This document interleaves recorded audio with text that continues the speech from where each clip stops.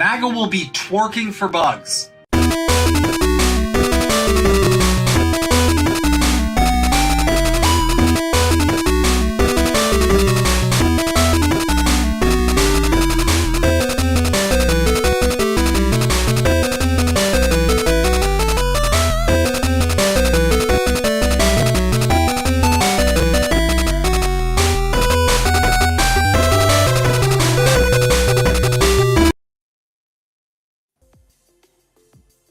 Welcome, one and all, to Snow Himbo Streams. We are at Thursday, December 5th, 2024.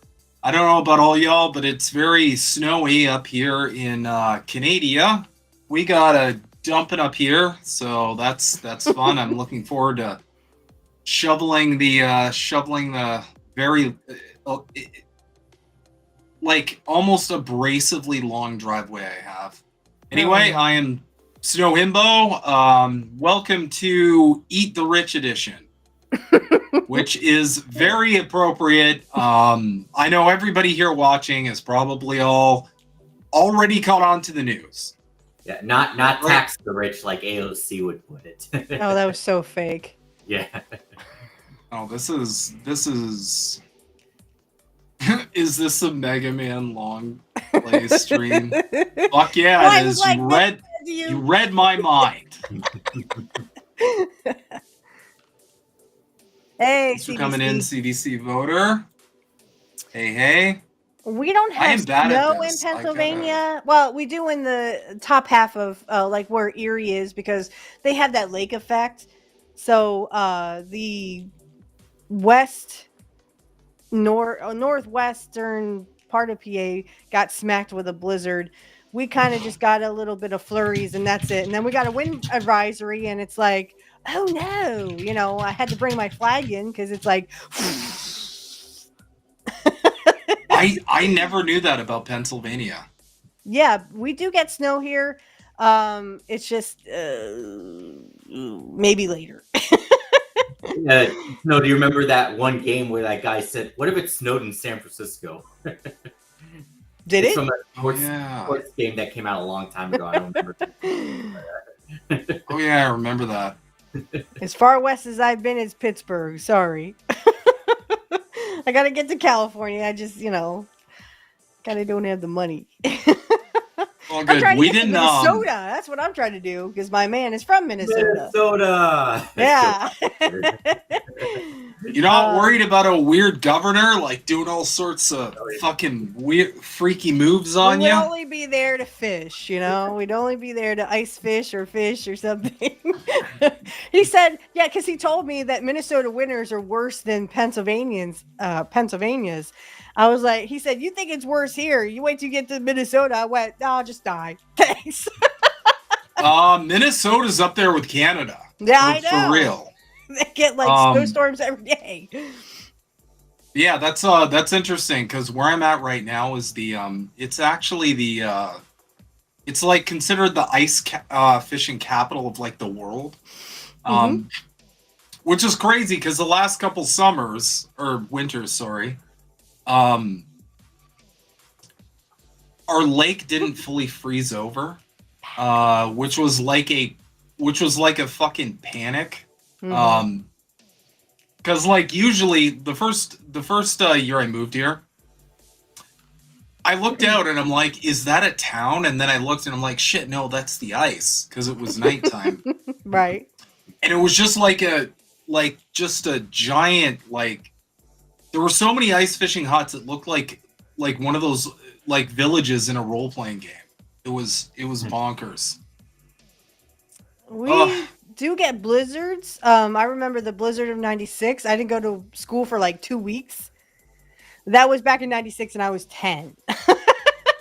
I don't think we've had any, knock on wood, we haven't really had any other blizzards since then. But I remember in '96, it snowed for like a week straight.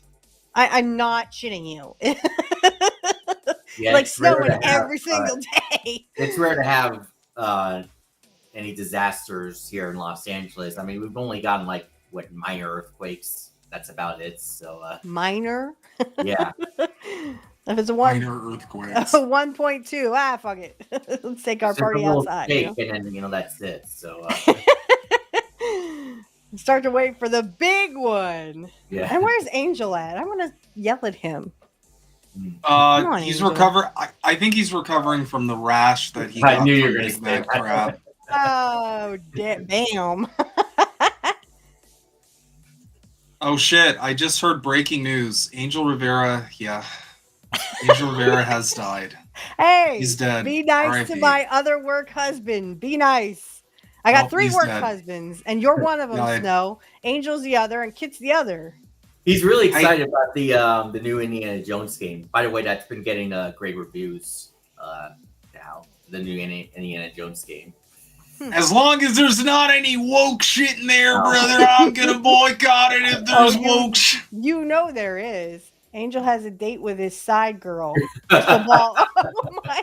Bad cookies. Go to the White House counselor, which is we me should because also Wendy's talk not here. about how Crystal Ball smeared Tim Pool and When is she not smearing anybody? Ugh. That girl, she needs help. She needs mental help. and his son Kyle. I personally just find it weird because to me it's like, for me it's all puppet show because it's like Crystal Ball and Tim Pool, like, are these people really ideologically that different from one another? They Not probably really. agree on like 96% of fucking everything. Mm-hmm. It's Is Tim just Pool a like, 40 millionaire too? He has to be rich. I don't think he's rich, but I mean, I don't. He's on what the is his algorithm. net worth? I think he's good. I think he's good on money. I think that's all I'll say. He's well off. Okay, Yeah. we'll say that he's well off. Mhm. Estimated at around 2 million as of 2023. So he's doing Are you okay. shitting Better me? than us. Are you I don't know shitting if me that's- right now? That's before he got all that Russia money, though. Remember, he got busted for getting all that Russian cash or whatever. Which at this point, it's like, well, I don't know. Is Well, the good on RussiaGate him. shit real? I don't know. No. Anyway, we have some breaking developments. We have some Bad breaking cookies. developments here. No, bad cookies. Bad cookies. But feel free to tell Feel free to tell Demise if you want to. Really? Ugh. That's his name forever. I think that But, blonde yeah. went to his head. We do have some developments here. Bless you. Thanks. One of them spurred kind of something that, made me think with my gamer brain for a little bit. So this is what, when was this? This was this was 2 days ago. You're so brutal. Oh, I think I saw this on your feed, and I was like, I'm sharing that. But Trump might be serious about annexing Canada. Oh, Canada. And the annexing Canada verbiage is interesting because what I basically said was, between the Russia-China developments and now this, we appear to be following the Fallout timeline in complete synchronicity, which made me really think about the whole storyline behind Fallout and the similarities between a lot of the geopolitical events that are going on right now. Because for people who aren't aware, a central thing that happens before the bombs fall in Fallout, because the series is essentially, if the name doesn't give it away, the series is essentially about living in a post-apocalyptic world that has been ravaged by nuclear war. And for someone like me, I'm kind of a huge Fallout nerd, so I know the timeline super well. But seeing the developments of at least like the last 5, maybe 10 years, it's really weird because what we're going to do is we're going to go through the timeline because I hunted down a complete timeline of Fallout from the Wikia. Breaking Fallout 5 to be confirmed in Canada. Fallout 5 Toronto would be pretty dope. I'm not going to lie. Have you played the Fallout London mod? I believe that's what it is. I did. I streamed that. Yeah. So I streamed Fallout London, and that, in my opinion, was better than like a lot of the recent Fallout games. Yeah. It reminded me of New Vegas. Like, it was so good. That's the mod for Fallout 4, right? You have to have Fallout 4 in order to use that mod. Yeah, that's correct. So it's got the graphics. It's got the graphics of Fallout 4, but yeah. Cookies, I had that problem too. I forget what you have to do, but you have to fuck with a bunch of different stuff. You have to have some specific add-ons, and then there's a bunch of other. You need the script extender installed, and then one more thing that I'm forgetting. But There's it's all on the like a lot of crash fixes mods and memory. I was gonna say, don't you need a bunch of mods? Yeah. Ugh. Very mod heavy, for sure. Yeah. But I digress. Well, So gotta work out those bugs, you know. Yeah. I love mods, so yeah. Me too. I'll never forget the time where I loaded up so many mods on Morrowind that I couldn't actually load it. It would crash my computer every time. I hope your computer isn't overheating. No, not anymore. I got a beautiful new graphics card. It's beautiful. I love it. It's tremendous. Is it NVIDIA or AMD? NVIDIA. NVIDIA. One of those 4,000 cards or 3,000 or. How much did you spend on it? Is my question. A couple grand at least. Too much. It's an RTX 4070 Ti. That's a nice. But to be fair, like, not only was my graphics card kind of failing on my end, but it was also like the additional problem was that there was clearly something not right about it. Because I obviously keep like an eye on the temperature, and like it kept dipping up to 90. The second it hits 90 Celsius, that's like danger zone. Yeah, big time. Because that's when it starts actually throttling the card, because there's mechanisms built in, obviously, for... there's sensors that are built into the computer so that when you reach a certain heat, it will, there's a, in the computer itself, it's supposed to shut down so that you don't, like, cook your motherboard, for example. Yeah, I'm looking forward. So was it shutting down the computer completely? Or just shutting down the graphics card? It was throttling the graphics card real bad. Okay. To the point where, like, display was having issues, so I kind of I was like, okay, I'm just going to order a new card. Fuck this. It set me back, but it was worth it, because I need my computer for everything. So. Well, yeah. No doubt about that. It's just when you were like, it's 98 degrees Celsius, I went, turn your computer off. Yeah.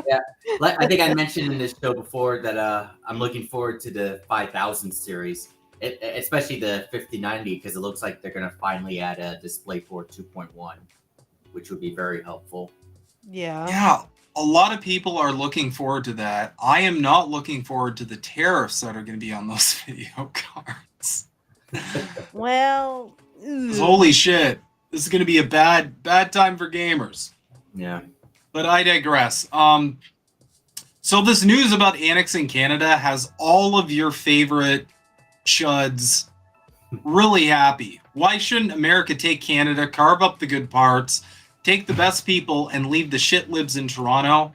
It's not like they could stop us, and in fact, most wouldn't even try. First off, this is a really funny angle, because like America has the same problems as Canada. It just additionally has shit healthcare and worse education. So it's like we're both dealing with the same problems here. Billionaires run everything. And now look at what he just put in his bio: Free Canada Project. What the fuck? Yeah, it's the conservatives are just they're super happy about all of this. We liberate everything but Quebec and Eastern Ontario. Liberate Greenland too while we're at it. Bricksuit, I hate to break it to you, but Greenland is not Canada. Yeah, but they don't know the stupid difference because they're stupid. There's parentheses right there that clearly says Denmark. So I don't know what to say, man. Yeah, I don't know what to tell have you. you not seen the movie Greenland with Gerard Butler? Why would they watch that? Except for it's a bang bang movie, right? Or a bang bang movie. It's a disaster movie, or sort of. Well, not really disaster, but it's preparing for a disaster. Right. Yeah. No. Who's the other host? That's Alex. He is a friend of the show. Trademark copyright. He's my little brother. Yeah. But I He's been on like Pro digress. Wrestling Talk. He's been on. Are you going to be on Angel in the Afternoon with Angel tomorrow? Yeah. Mm-hmm. Okay, I'll be too. So come see. So in the light of this recent annexation talk of Canada that was going around, I was like, I'm pretty sure I know the timeline for most of the Fallout events, but I kind of found it and looked at it, and it's actually kind of nuts. So they have a whole history that's like, it kind of mirrors America and the rest of the world, but it really starts here. 2050. War never changes, does it? Yeah. So around the year 2051, they have something, and I've been curious as if Fallout's predictive programming, or are they just really good at predicting geopolitical events? I'm not really sure, but so in the year 2051 on the Fallout timeline, and this is all considered canon, it's on the fandom page. The United States becomes more aggressive in its foreign policy and imposes economic sanctions on Mexico to protect its oil and business interests, citing Mexico's political instability and pollution as an excuse. Eventually, the United States military invades Mexico to secure its oil industry and ensure it continues being exported northwards. I mean, that's pretty much what's been going on right now, right? Yeah, right now. I was gonna say, because they just had on Fox News that Trump said he wants to take out these cartels. I said, well, that means war with Mexico. I remember in the debate in 2019 when Tulsi Gabbard went after Pete Buttigieg because he said he wanted to bring troops to Mexico or something like that. Yeah, and that means war.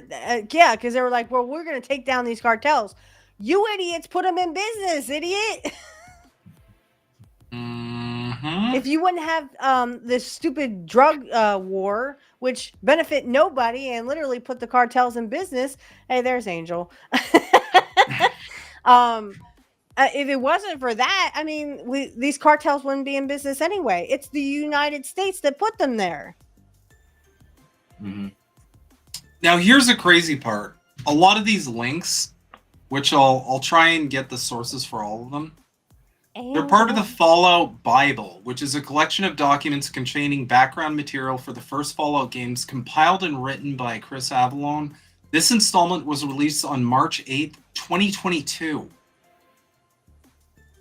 So this was back in 2002. Yeah. My brain had a Biden moment again. Did you see he fell asleep yesterday? I think at this point he could Skyrim glitch and just start like shaking and like floating in the air, and I wouldn't be surprised. We would be surprised at this point.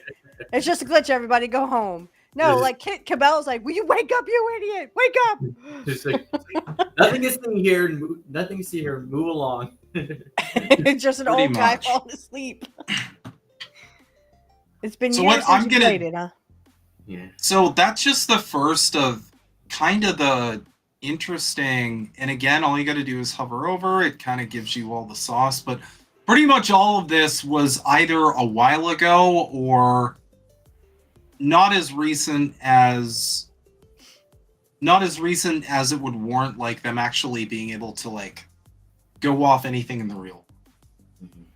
So in 2053, the new plague emerges, killing tens of thousands. The United States closes its borders, and the first ever national quarantine is declared. National. I mean, that already happened. Of course, I think that the COVID was literally a dry run for what's coming.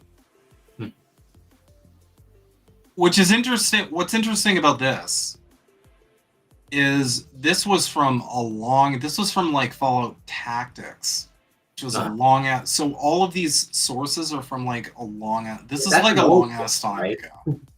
Yeah. Well, they say it's even very the most various lie started with a little bit of grain of truth. Tell me lies, tell me sweet little lies. That's right. I was just thinking that. Get out of my head, dude. Get out of my head. Obviously, this one didn't come true. Tel Aviv is destroyed by a terrorist nuclear weapon late into the year, but I mean, not yet. Not yet. One can only hope. 2054. Limited nuclear exchange in the Middle East raises fears throughout the world. In light of the European Middle Eastern War and the Plague Scare, the United States officially sets Project Safe House in motion. The project, financed by junk bonds, is designed to create shelters called vaults for the populace in the event of a nuclear war deadly plague. Construction begins late in 2054 and proceeds rapidly due to advances in construction technology. We covered this a while back, but they have billionaire bunkers. We covered this on Politically Homeless. Mm-hmm. So that's interesting too. And again, this is all like way in the past. Now this is the point where it gets a little weird. 2059, the Anchorage Front Line is established to enforce military presence in Alaska and protect its oil reserves. Canada is pressured into allowing permanent military bases to guard the Trans-Alaskan Pipeline. 2059, the first artificial intelligence is created. In 2060, the European Middle Eastern War ends. The exhaustion of oil in the Middle East renders the war moot, with both sides reduced to almost complete ruin. Interesting, given all the conflict in the Middle East. 2062, the new plague continues to spread despite government efforts, fueling national paranoia. I don't know, probably WEF. So again, I'm just saying, a lot of this shit that they predicted a long ass time ago are things that pretty much mirror what's going on in the world right now, which is very, very interesting, to say the least. In what? What are they, in badminton? What are they going to join us in? I mean, pretty much we're the same anyway. We're just different countries, and they have better health care. So, I mean, no, I just mean the only other thing is I could think of is that they are literally euthanizing poor people in Canada. Is that not right? They're not directly doing it. They are kind of. They're under the rug. Well, no, the MAID system is essentially it started presenting it as an option to people who, for example, might become homeless because they can't afford to live on disability, for one example. So that's kind of an angle they're going. But so yeah, it's literally just a program. Hey, well, if you become homeless, guess what? You can go kill yourself or you can go self-delete yourself so that we don't have to. And you're right, Rick. It does sound like a script. Yeah. For sure. But it gets better. So Robert House concludes that the atomic war is a certainty within 15 years and begins to prepare for the aftermath. They start building vaults. And then it says Vault 76 was built. Oh boy. Vault 76. Yeah. I mean 86. No, no, because of that infamous Fallout 76 game. Oh. Spring of 2066. China's reliance on fossil fuels in the face of a global oil shortage causes an energy crisis that brings it to the brink of collapse. China becomes more aggressive in its trade talks with the United States, but the talks break down due to American unwillingness to export oil to its communist foes. So, like, I don't. What's this from? It's from the Don't Fall Bible we- again. So this is like 2002. I don't know. Like, I know that we get oil from Russia and always have. Like, we've been buying more oil from Russia than anybody. Oh, by the way, Angel, we'll both be in our 70s, and if that's even if we make it out of this year. 2025 is projecting to be not so good for us poor people. Yeah. 2025 does Sim- seem to be very promising for gaming, though, especially. Thanks. That makes me feel a whole lot better. Hey, Yeah. there's not a For the lot of four- poor people, but we got games. For the four people that can afford any graphics cards in 2025, yeah, it'll be. That it's like Anyway. having a small car without the car, right? Well, Y'all, this is it's like coming $300-$400 for like a couple of year old on eBay. I looked this up. It's like $400 to $500 just to get a decent older graphics card. Well, That's GTA rich 6 for my coming blood. out. GTA 6 is coming out to consoles first, and then later on it'll eventually come to PC. So Let's assume we'll make it. Okay, well, you have more optimism than I do, Angel dear. I'll be like I said, with Agenda 2030 coming, no. Unless I get Yeah. rich real fast. I ain't in that club. So then, China invades Alaska to seize its oil reserves. The United States declares war in response. This might be more propagandistic, but it does trigger the start of the Sino-American War, which is a war that involved the People's Republic of China and the United States. But also in December, Canada is pressured by the United States to permit military access for American military units. Its initial reluctance raises tensions while subsequent agreement sets the stage for the Canadian annexation in 2076. So that's when America essentially just annexed Canada fucking completely. U.S. exploits Canadian resources extensively, destroying vast stretches of timberland and stretching other resources to the breaking point. Canada is treated as Little America, and Canadian protests are ignored. So a lot of what they're talking about right now when it comes to Canada is literally Fallout lore. They also have a pandemic. They've got the same kind of rhetoric. They got the same kind of rhetoric when it comes to Mexico. Yeah. And we haven't even gotten to Russia yet. So, U.S. exploitation of Canada causes riots in several Canadian cities. Attempted sabotage of a pipeline.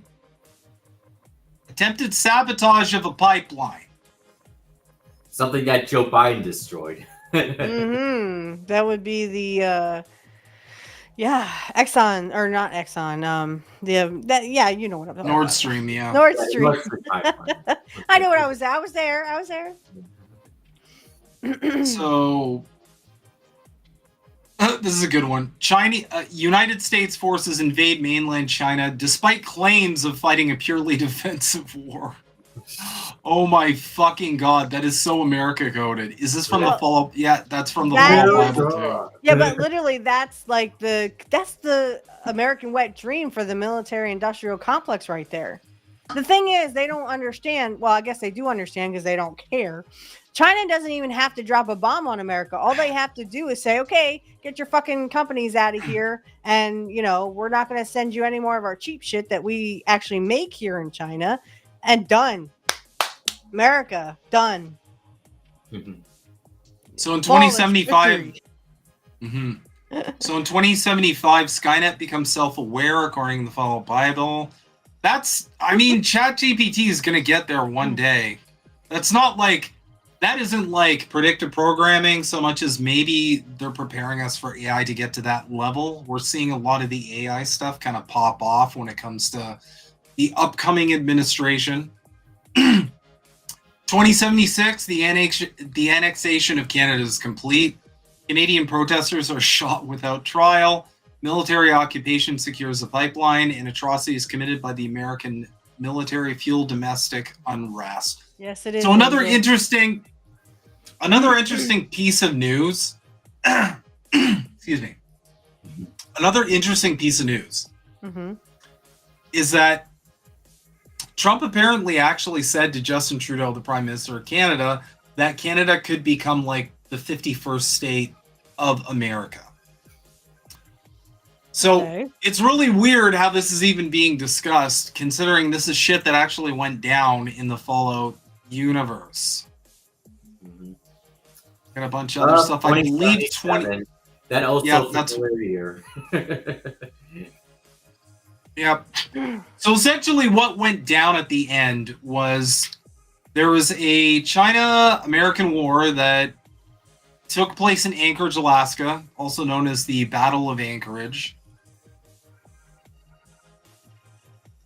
And the reason why there's so many events is this year was essentially what led to like nuclear annihilation. So we got a lot of different shit here. I'm trying to find the good part. There's the Great War.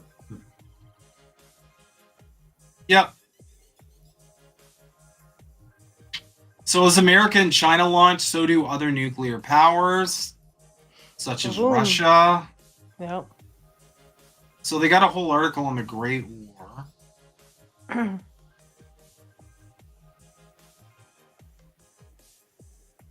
And if I can just say something really quick, I agree, Angel, that you know it is their wet dream, no doubt about that. But also, I mean, they've coveted this ever since. They wanted a war with China. They wanted a war with Iran. And so I agree with Angel on everything he just said there. But yeah, I only use AI unless I, you know, if I need a catchy description for Rumble or something. Other than that, AI can go suck a dick. That's probably what they'll do. They already have sex bots, don't they, in Japan? I'm like, I asked my man the other day, I'm like, what do you think about sex robots? He's like, I'd prefer the real thing. I'm like, yeah, I know, me too. I'm just, I mean, you nailed it. Princess, what? Yeah. Princess Bride. As you wish.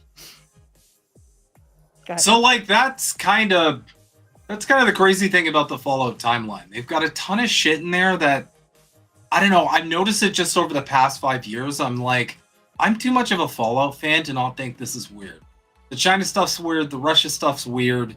The annexing Canada shit is now just a little too on the nose. You know, we keep getting reports of, like, spotting, you know, like aircraft or suspicious activity around Alaska. And it just really, it's really weird how the Fallout, and I'm not making any like bold, crazy tinfoil sort of proclamations here. I'm just saying it's really weird. A lot of the shit that went down in Fallout that was written like 20 plus years ago, that is just coming to light now. There was either someone who's really smart and pretty much predicted how the world would go, or we're in some kind of simulation, or there's some kind of script. I'm not really sure. When you mean crafts, you mean like UFO crafts or what? No, just like your standard. Oh, like military crafts? Yeah, just military. Okay. Well, because I think UFO is military. Because, no offense, but anytime I did see a UFO once. It was huge. But again, I lived like 5 minutes from an army depot. So I think the military has advanced technology that we'll never have. So that's how they're going to enslave us or kill us all. Entirely possible. Entirely possible. Anyway, we're moving swiftly along. Now, everybody and their dog has by now learned the story that the CEO of United Healthcare was fatally shot outside of Hilton Hotel in Midtown in possible targeted attack. Everybody's kind of heard this story. They've been following it really closely. The memes have been fire. Everybody everybody's just cheering and laughing at this guy getting shot, which I saw your post saying PK6 looks crazy. Well, that was the thing, and I'm not gonna play the actual video. There is a video out there that you guys can go check out. They caught the whole thing on camera, and yeah, it looks real professional. Looks like a hit. I'm gonna call it. This was a hit. There's no way it wasn't. This looks very professionally done. But what I want to cover more so is the. What I want to cover more so is kind of the reactions to it, and kind of provide a breakdown of why these reactions are happening. Because I see a lot of people who are really confused. They're like, well, I don't get why this faction of people are reacting this way. I don't know why. A big one I'm getting from like liberals and conservatives are like, what? We're celebrating murder? And a lot of it's bad faith. Because well,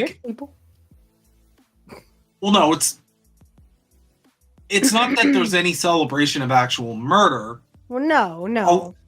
A lot of it's bad faith because they're trying to simplify it into something they can attack because they don't want to actually address like all of the conditions that led to this, of which there were many.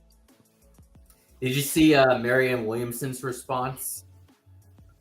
Oh God, I didn't. How bad was I didn't. Yeah. Well, it was she was defending. I guess she was defending that the health insurance, or that was the health. He's going to cover it. She was defending United Healthcare. Of course. Yeah. Because rich people always stick up for their criminal friends. If I can just say something real quick, I forget who I was talking to, but they said who benefits from this. I think it was not Hotspot, but the other one, JB Fawn or something. I said the next person in line. Did you ever think the next person in line was getting tired of the CEO hanging around? Come on, I got, poor people to kill. Let's go, Yeah, his unaliving was to cover up insider trading. Here's the thing, like I've seen that. I've seen that take, and what I find curious is that the corporate press is already talking about the insider trading. So I don't know what to do with that. Nothing was covered up, really. They're openly discussing it. But here's how. But I don't see her complaining about the fact that he probably had. It says the wife here, all one same or something. Said the wife was complaining and saying it was senseless. I don't think she'll be saying that when she gets his insurance money. She won't be saying shit. She's living the highway, the high road. Again, these are rich fucks who don't give a fuck about you. So why should I give a fuck that one was gunned down who literally was a piece of shit in life anyway? I don't care. I'm not applauding that he was murdered. He was probably hit by the next person in line, whoever wanted his job. We don't know this time. Because the rich only kill rich people because they want to, get one up on them. They otherwise they would be killing each other all the time, but they kill poor people. That's their main thing. The really rich have come together and said, let's just kill poor people. I'm tired of killing each other for money and stuff. Yeah. So here's how the corporate press is covering this. Social media has little sympathy for murdered health insurance exec. Across social media, the response to the killing of United Healthcare's CEOs was contemptuous of the industry he represented. And that's kind of... As police hunted for the missing gunman in what they called a premeditated, pre-planned, targeted attack, social media erupted with contempt for the health insurance industry he represented, and his company in particular. Saw mainstream news coverage about the killing of the CEO of United Healthcare on TikTok, and I think political and industry readers might want to read the comments and think hard about them, right? Wrote political activist Tobita Chow in a post on X, formerly Twitter. In screenshots he shared, TikTok users reacted to the story with blistering references to the costly and often unnavigable for-profit U.S. health insurance system. Sending prior authorization, denied claims, collections, and prayers to his family, wrote one. As someone covered under United Healthcare, I can completely understand the actions taken, wrote an ex-user replying to a news link about Thompson's murder being investigated as a possible hit According to a statement from law enforcement, did he have a pre-existing condition? Asked another. Another in ABC News TikTok on police officers' efforts to find the killer. A user asked, why are they investigating this? Because it's a rich person. So corporate press is kind of, they're kind of they're adopting a scolding tone, and we're going to go through that. Right. Why are you more not worshiping us? We are rich people. How dare you poor people say that? I mean, I agree with Rick. I mean, if he was separated from his wife, you know why rich people don't get divorces? Because the wife gets half. The wife gets half. So they usually just either do away and delete their wives, or I don't know how she fell out of the boat, officer. I don't know how she fell out. I don't know why she's fish food. This is a great tweet. United Health CEO Brian Thompson died doing what he loved, increasing shareholder value. Exactly. That's exactly right.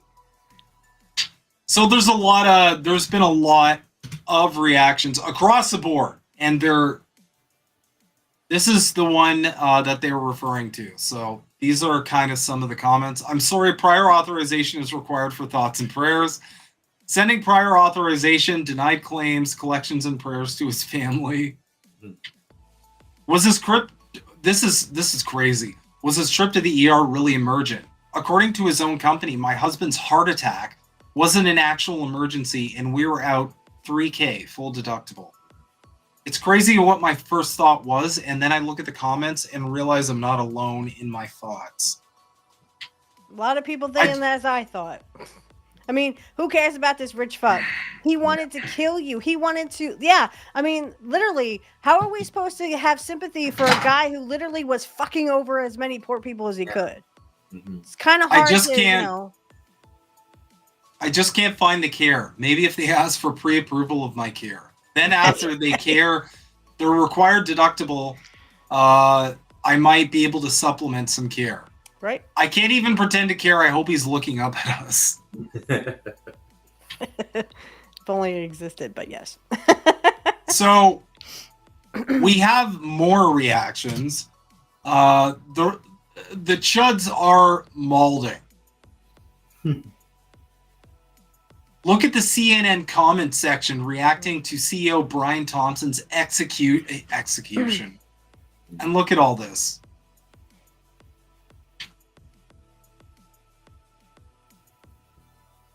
Prior. Oh God, Valentina Gomez. You now remember? Now look at this. Gunther Eagleman. This guy's like, I'm pretty sure this guy's like some kind of like paid, like Harry Sasson for the right sort of dude. Democrats are evil people. These people are truly evil. So, Steph, to answer your question, Valentina Gomez is the one who kept running those ads about how she's a gun nut and she's the fuck around found out. Ads. Oh God, I hate those people. Yeah. Somehow Democrats are only to be blamed. I think it's across the board, honey. I think it's a uniparty. He also made the ads about talking about going after gay people and all that, the trans people and all that stuff. So probably because she's gay and fighting it. I mean, if you are against gay people in 2024, you are probably gay and fighting those feelings. Just come out with it. You like sucking dick or eating pussy. It's okay. Nobody cares anymore. Paging Nick Fuentes. Paging Nick Fuentes. I wonder if Nick Fuentes and Destiny really did each other. I'm sure they did. I don't really care. It's hilarious given Nick Fuentes' obsession with homophobic rhetoric and his other general very glowy takes on pretty much everything. Mm-hmm. But that's a good point. Bad cookies, absolutely. But look at some of these comments. Leftists are possessed. Left-wing extremism linked to psychopathy and narcissism study. Oh. Yeah, left-wing extremism. But some people are pushing back.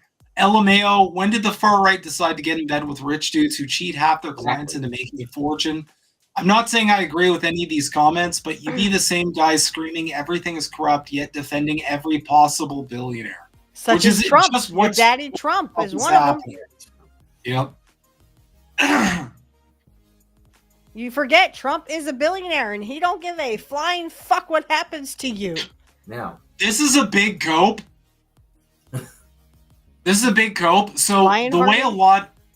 So this is one of those This is one of those occasions where, like, capitalism is just obviously failing a large amount of people, and like, there's no like immediate defense these people can rush to. So they're coping by being like, "This is Obama's fault." I saw one up here as well. Here, insurance companies weren't as bad before the government got involved.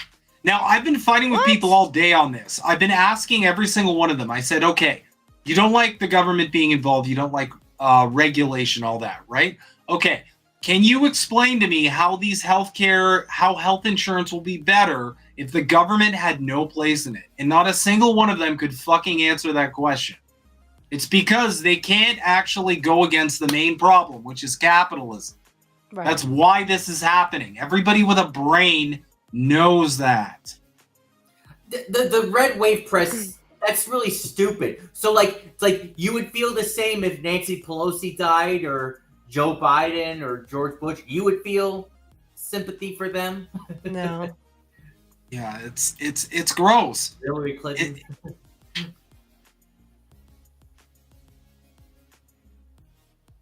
By the way, bad cookies, they put a ring on it. They put a ring on it. He put a ring on it. And this is all the way coming from the top too. This is the president. This is the president-elect's fucking son. Internet, do your thing and find this guy. Oh, This is funny. yeah. They did Hillary Clinton. That's right. Angel's correct. Yeah, they had those damn pre-existing conditions. Yeah, I got denied once because I had some therapy after my divorce or whatever, and then like they said when I tried to get it covered under my insurance, they said, "Oh no, sorry, you have a pre-existing condition, so we won't approve you getting therapy." And I was like, "So are you saying that I'm nuts? So you're saying that I'm nuts and I'm just, well, guess you're fucking SOL." She's like, "Oh, no, ma'am, I'm not saying that." I said, "But then cover my stuff." "Well, I'm sorry, ma'am, but you have a pre-existing condition." Of being nuts? Is that what you're saying? And I'm gonna give a call got out. therapy for my divorce, you fucking moron. But apparently, mental health is a pre-existing condition, especially for the fucking people who denied it. I gotta give a go shout ahead. out to I gotta give a shout out to my homie Jesse Jett. Jesse! United Health CEO got wasted in the streets. I've got a lyric for that from Obit. I'll add a line for every time United Health was fine to tell another human being that their bottom line was heavily prioritized. Above the dollar value, they've decided their desire to keep living is. Just, this is promises kept, sir. But this just reflects like how much of a fucking issue this is. And it completely explains why so many people are celebrating this man's life coming to an end, and everybody's saying like, well, he didn't he didn't design the healthcare system, blah blah blah. Listen, he was the CEO of his company. He did what he did. The ball was in his court. And he decided, and we'll go into this a bit later, he decided how his company was going to handle this shit. And turns out they didn't do well. Now, on the other foot, sort of, because these are just the same kind of people, but differently. Jesse Jett. The liberals have some interesting takes. Respect. There is no place for violence in our democracy. Oh my god. Ugh, The liberals we're not are- a democracy. Fucking democracy shit. Yeah, I know. We're Liberals- not even a constitutional republic anymore.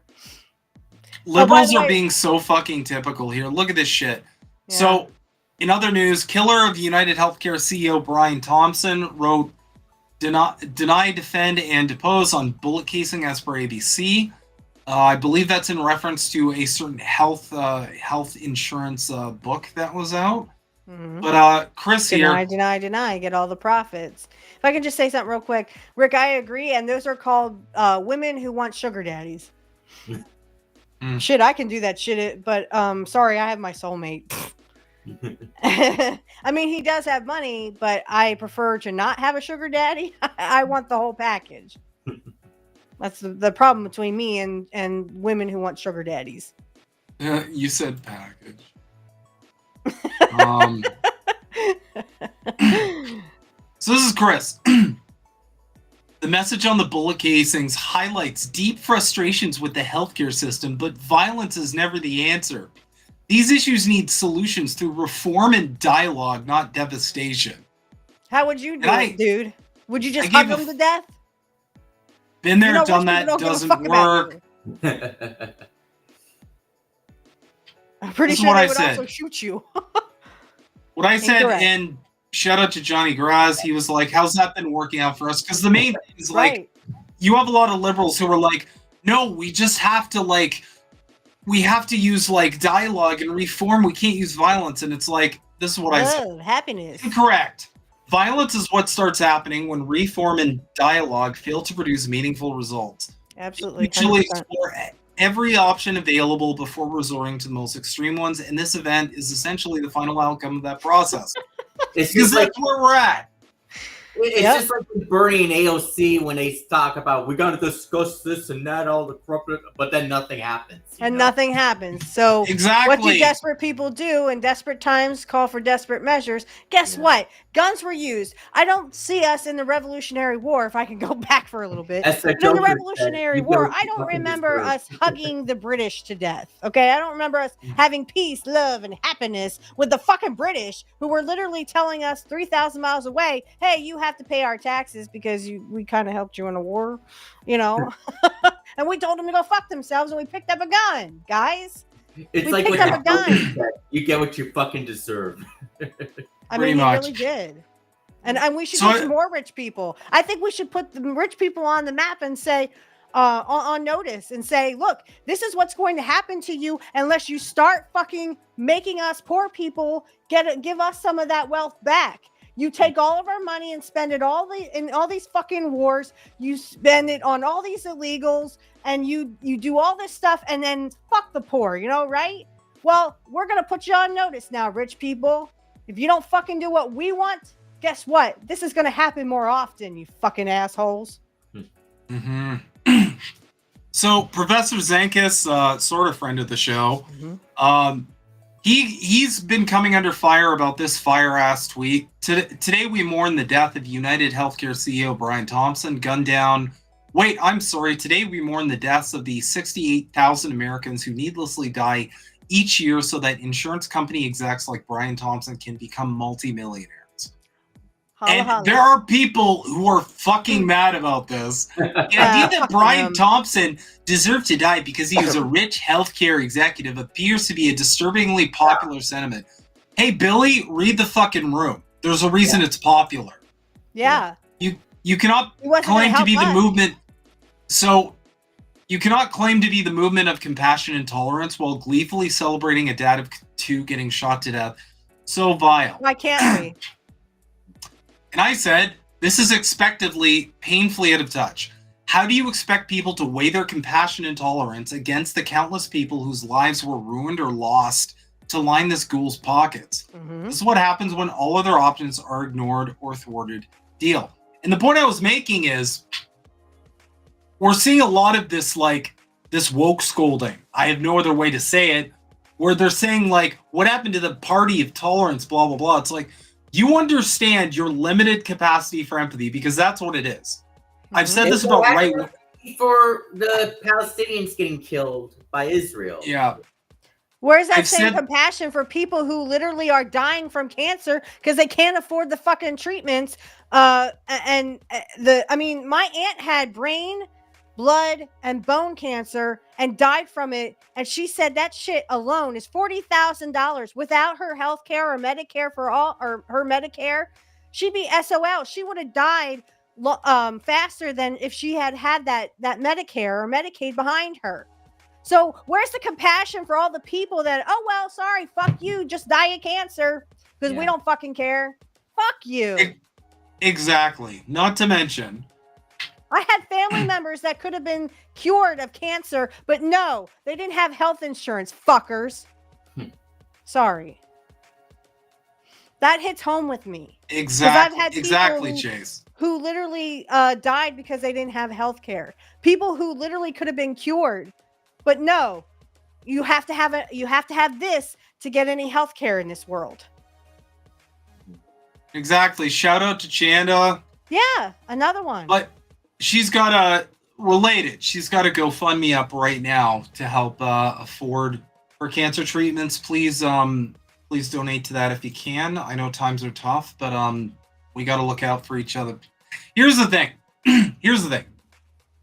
What drives me insane about this is I've said this forever about right-wingers, and I include liberals when I refer to right-wingers because I'm a fucking Marxist, okay? You're all right-wingers to me. You'll always be right-wingers. I'm sorry. Yeah, You can try and distinguish yourself and have TDS forever, but I'm going to look at you motherfuckers as the gatekeepers of fascism in the exact same vein as those dopes in the red hats. You guys are just red hats with blue hats, and that's it. That's right. But here's the thing.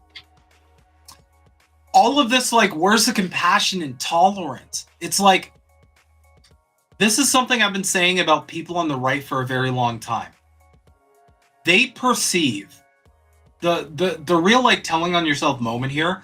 They perceive compassion and tolerance as being docile, as being passive, basically as fucking weakness. Mm-hmm. Because you can still have compassion and tolerance and take revolutionary action. Mm-hmm. Not to mention, again, like we covered, why are you, like, able to be so selective with your compassion that you only have it for a fucking CEO, a multi-millionaire who presided over a company that was essentially scamming people, let's be real, for his own personal gain? Why do you only have empathy? And I'll break down why that is, because there's more to that story. But why do you only have empathy for that person and you have blinders on when it comes to all the people who are celebrating because they were probably affected by these shitty fucking companies denying their claims, people dying, like dying because of these companies? Where's the compassion there? So I'm sorry, I'm calling cap on all of this shit. Well, and that's the real telling story, I guess it is. Because we're supposed to have compassion for rich people who literally are fucking us every single day, but we're not supposed to get mad and we're not supposed to get angry. You're just supposed to love rich people. You know, we help you poor people. No, you fucking don't. You fucking kill us. Yeah. And your little lap dogs, the fucking police, they fuck with poor people every fucking day. That's right. So don't sit here and tell me that rich people give a fuck about poor people, or they wouldn't be saying such things as Agenda 2030. You will own nothing, be happy, and eat sea bugs. If a rich person gave a fuck about me, they wouldn't be trying to kill me and tell me that I can't eat meat and I have to be unhealthy and eat bugs. Well, not to mention, they also wouldn't be pulling any of this bullshit, any for-profit healthcare system in one of the richest countries in the world.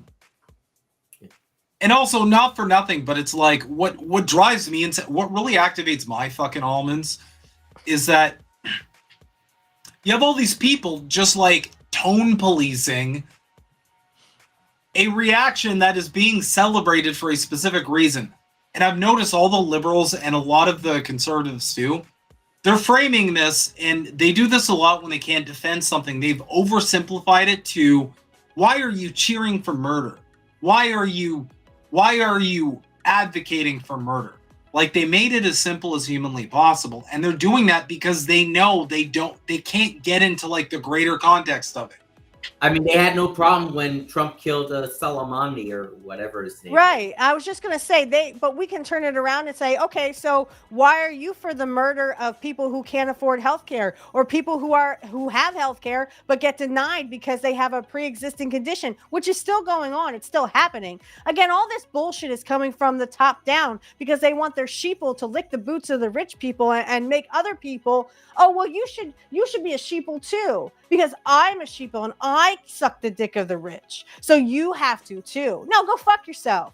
You're okay with murder in Gaza. You're okay with people going bankrupt and dying from not having health care. So fuck you. So go ahead. You know what? I have a message to conservatives and liberals, okay? I'm going to help you deal with this tragic death of this CEO really easily, okay? I want you to close your eyes and I want you to just pretend the CEO is in Gaza. Now he's a combatant that got denied. Now he's a combatant. So there you go. Now you can feel better about it, because in Gaza he would fucking be considered a combatant. He'd probably get his head blown off. Yeah. For all you one of the biggest issues with Western society is this weird selective empathy people have. Mm-hmm. And yes, that is because of class ignorance and lack of class consciousness. Of course, 100%. But Jesus fucking Christ, can you people read the room? No. You're shedding tears over a fucking CEO, and then just like twisting yourselves into pretzels, either ignoring all the people his company policies affected to the point where they lost their lives, or worse, twisting yourself into pretzels into justifying babies getting blown up overseas. Sorry, miss me with that shit. Jesus Christ. I have a son. Every time I see a picture from Gaza, I have to run in and I'm crying because I see my son in every picture. And guys, what they do over there in Gaza, they will do over here. They're going to start. Mm-hmm. So again, what's stopping them from bombing poor people right now in the United States? Pretty much that they think that there's still sheeple out there that will believe their bullshit. So, and there were the fake progressives who still voted for genocide. Still voted, yeah. I mean, yeah, they still are under this impression that Trump is going to stop all these wars. No, he fucking is not. That wasn't what I was saying. I was just saying the fake progressives, they still voted for Harris because Trump is worse on genocide. Well, and same thing. They thought Harris was going to stop the wars. No, bullshit. Nobody's going to stop those wars. Not Harris, not Trump. Nobody's going to stop these fucking wars. Stop it. They were just saying, oh, what they're doing is bad, but at least it's not as bad as Trump. That's what they were saying. It would all be bad, unfortunately. But yeah, I hear what you're saying. But those progressives, they're not progressives. They're just shit libs, and they're the uni party. They're in the club, as George Carlin said. They're in the club, and we ain't. So, I mean, what I'm getting at is, being a mother myself, it is so hard to see these pictures, and I see them on X, and I really don't want to see them, but I can't ignore the elephant in the room that what they do in Gaza, they will do here, guys. And if you think you're coming after my kid, you better pack a fucking lunch, baby. I would die for my son, and no one is going to take him away from me. No. Well, that's kind of the main thing about all that too.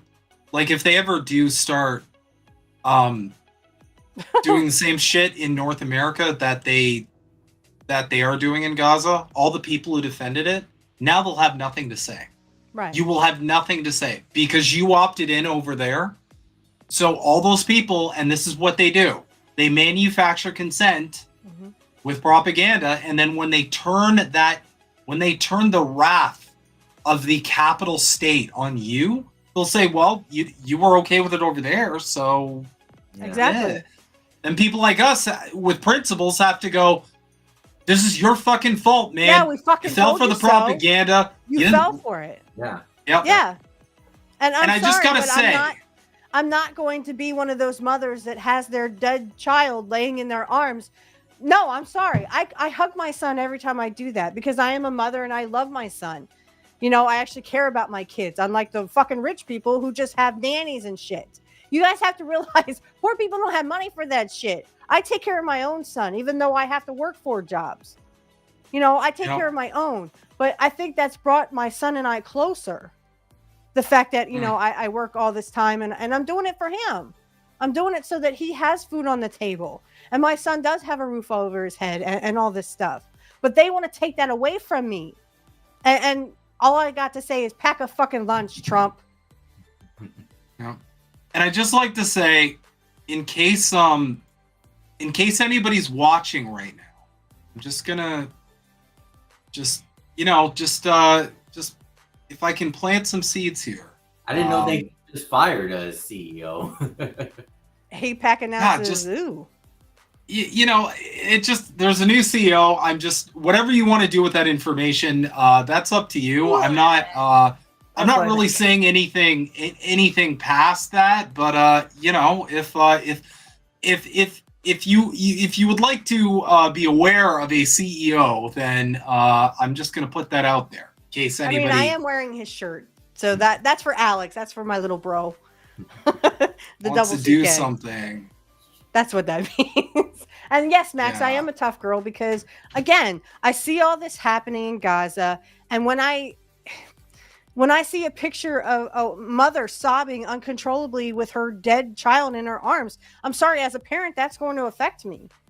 And I can't help it. But, sometimes as a mother, yes, that's going to happen. I'm going to defend my child come hell or high water. No one's going to take my son from me. No one's going to kill my son either. Or you're going to have to kill me first. Some people don't understand that because they're not parents.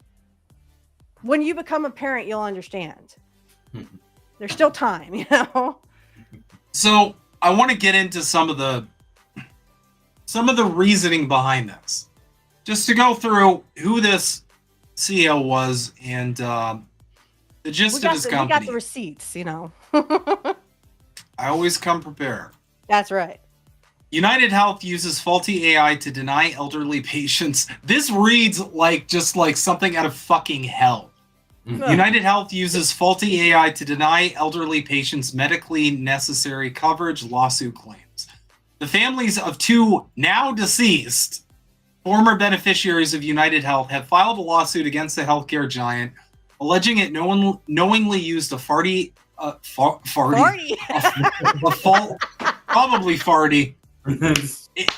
It knowingly used a faulty artificial. I tried to combine faulty and artificial, I think, and it came out farty. Neurodivergent things. It knowingly used a faulty artificial intelligence algorithm to deny elderly patients coverage for extended care deemed necessary by their doctor. I'm sorry. You sound like my son. Mommy, I farted. Thanks, honey. I really wanted to hear that. That's a TMI, honey. Oh, shit. I'm going to tell Kit that one. Hey, Kit, guess what? It snowed last night. All right, I'm sorry. So, woo. The lawsuit filed last Tuesday in federal court in Minnesota claims United Health illegally denied elderly patients care owed to them under Medicare Advantage plans by deploying an AI model known by the company to have a 90% error rate, overriding determinations made by the patient's physicians that the expenses were medically necessary. The elderly are prematurely kicked out of care facilities nationwide or forced to deplete family savings to continue receiving necessary medical care, all because United Health's AI model disagrees with what their real-life doctors' determinations, according to the complaint. So they have an AI where even if a doctor's like, yeah, this should be covered, it's like, nope. Nope, and it isn't. We're just gonna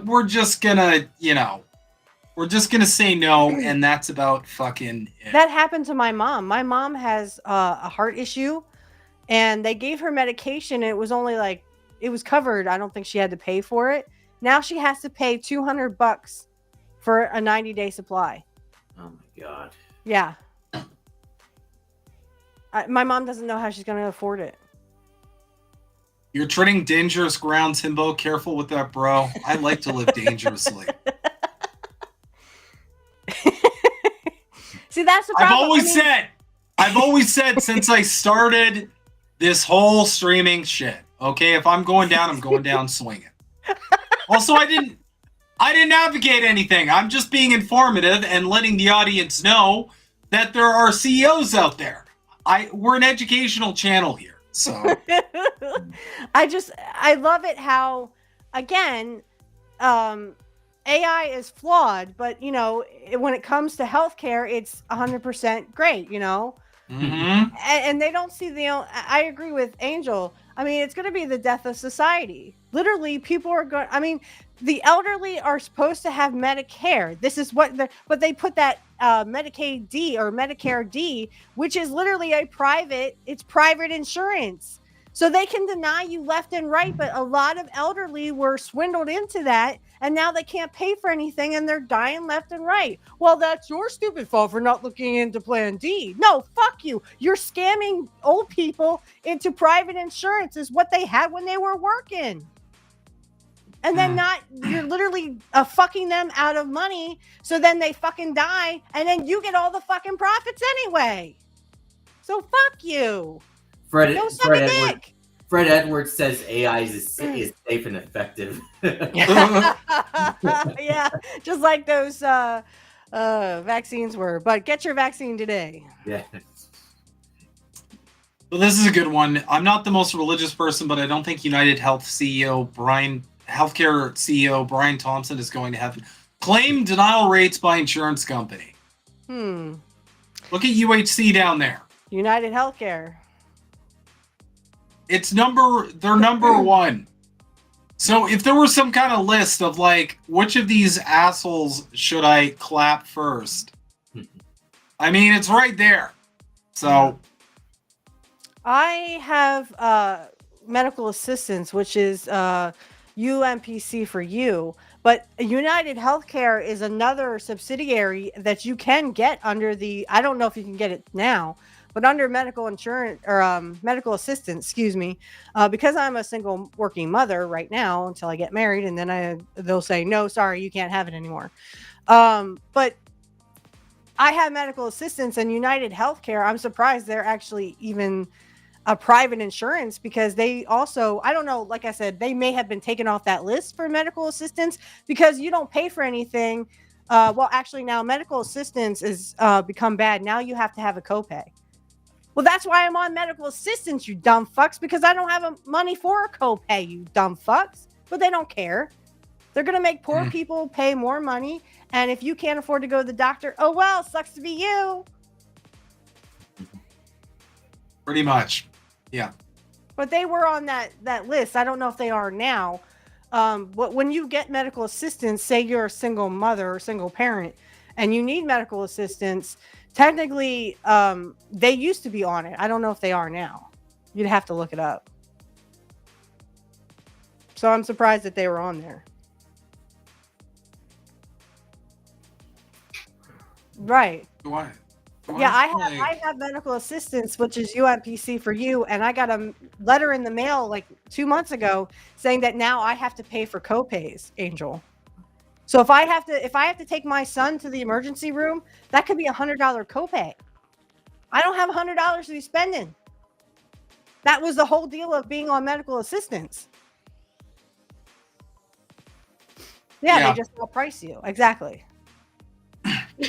And for everybody in Canada, listen, there's more to the story of why there's constant like conservative propaganda up here in Canada about how terrible our healthcare system is. It's because they want to fucking privatize it. They've already made really good grounds. They love that. I remember throughout my lifetime, I just started paying for certain procedures, certain blood tests, and I'm like, wait, this isn't covered? Why? And they're like, yeah. And it's like, welcome to America. Pretty much. And if we get annexed, if they take Canada, then, I don't know what I'm going to do. All I'll say is welcome to hell, honey. Oh, at least we're all in it together. Slain United Healthcare CEO was accused of insider trading amid Department of Justice probe.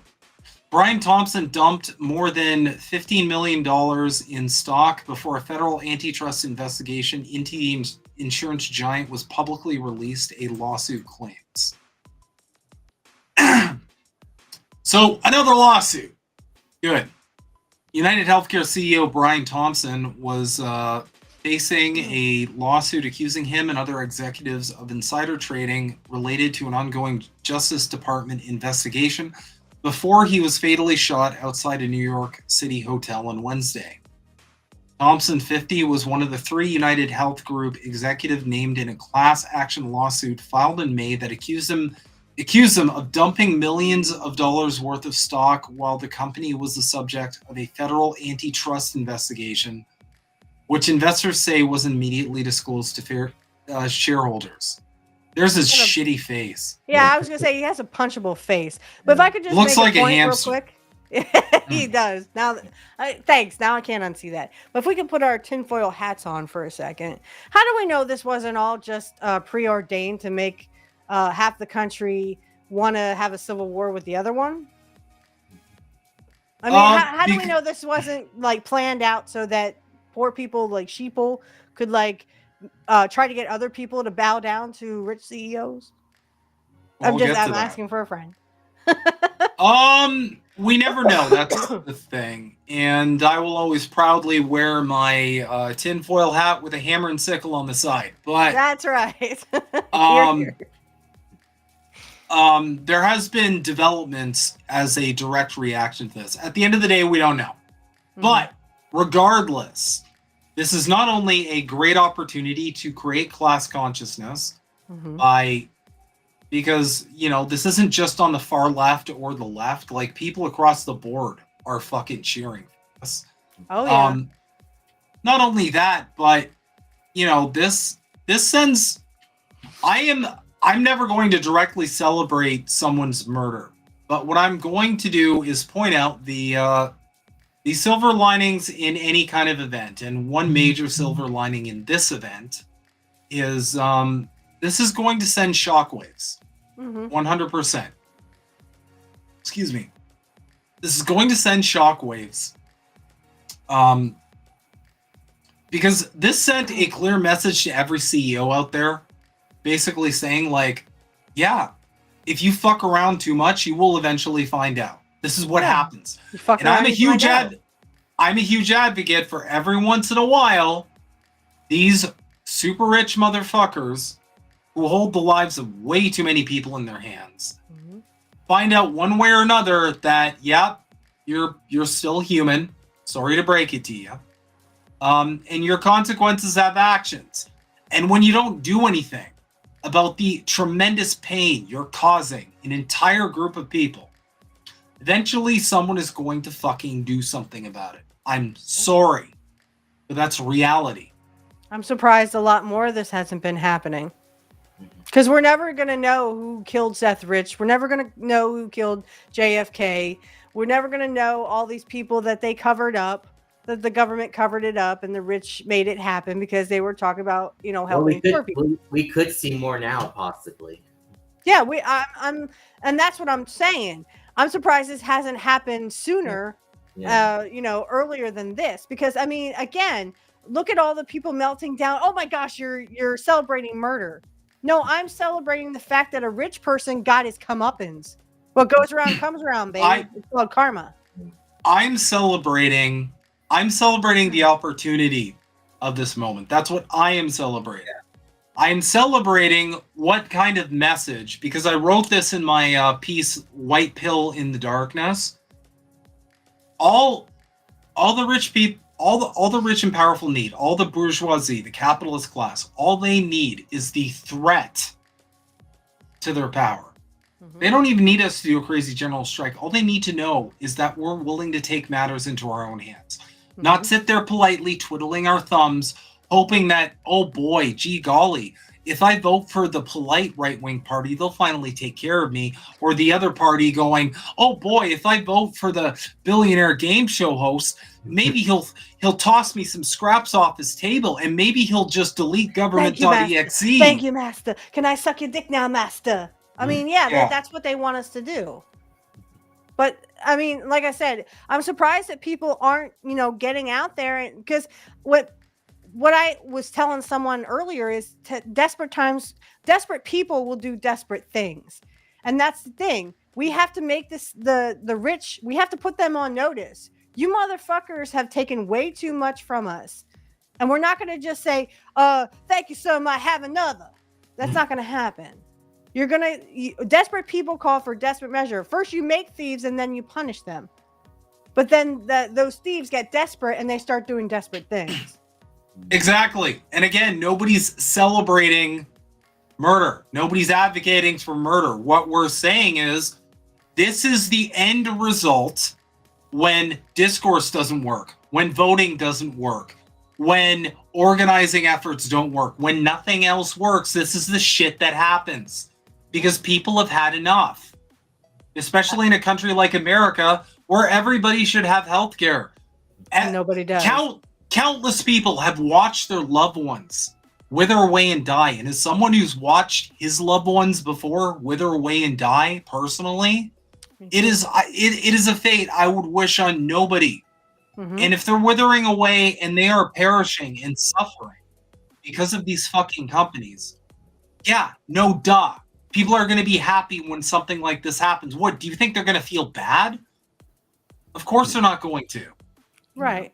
I've had all I can stand and I can't stand no more. That's what people have to wake up and realize. These rich motherfuckers don't give a fuck about you. They want you to die. They want you to watch your family die, watch your kids die. They want nothing. They want to radicalize you, and all you're doing is say, yes, so I might have another. Don't do that. Don't do that. So this is a great tweet. Just to put it all into context, Existential Comics. United Healthcare Group had a profit of $32.36 billion last year, by the way. Profit. For context, the budget of the government of Bulgaria was $32.47 billion. Some have estimated that you could end world hunger for around $25 billion a year. Not to mention, for $12 billion, you could end homelessness. So you could end world hunger, plus you could end homelessness. And you could give people health care. And you could give people health care. But now they literally just announced that they want to give $24 more billion to fucking Ukraine. Poor people wake up. And more to Israel. And more to Israel. Poor people, wake the fuck up. These rich motherfuckers don't care about you. They are not going to help you. Yep. So, on that note, I've got a shot and a chaser. Grind these bastards now. So this was of November 14th. Anthem Blue Cross Blue Shield, which is another healthcare insurance company, won't pay for the complete duration of anesthesia for patient surgical procedures. Right. Another example of insurers putting profit over patients. So that's the shot. Now, that was November 14th, 2024. Good. I want to yell some more, Angel. Here's the chaser. Anthem backtracks on anesthesiology cap policy in CT. December 5th. Wow. I wonder what happened. Today. Crazy how that works. An unpopular move to cap anesthesiology coverage by Anthem Blue Cross Blue Shield drew criticism from patients and state officials. However, Connecticut's comptroller announced on Thursday that anesthesiology would be covered by Anthem in the state. Wednesday, Anthem released information about a cap on anesthesia coverage that said if surgery extended past the time limit, it would not be covered. The change would have applied to Connecticut, New York, and Missouri. The only exclusion to the new change would be those under 22 in maternity care. Because God forbid we help you with your fucking baby. See, they don't want poor people to have babies. So I love this corporate speak. This is straight from the company. There's been significant and widespread misinformation about an update to our anesthesia policy. As a result, we have decided to not proceed with this policy change. Wow!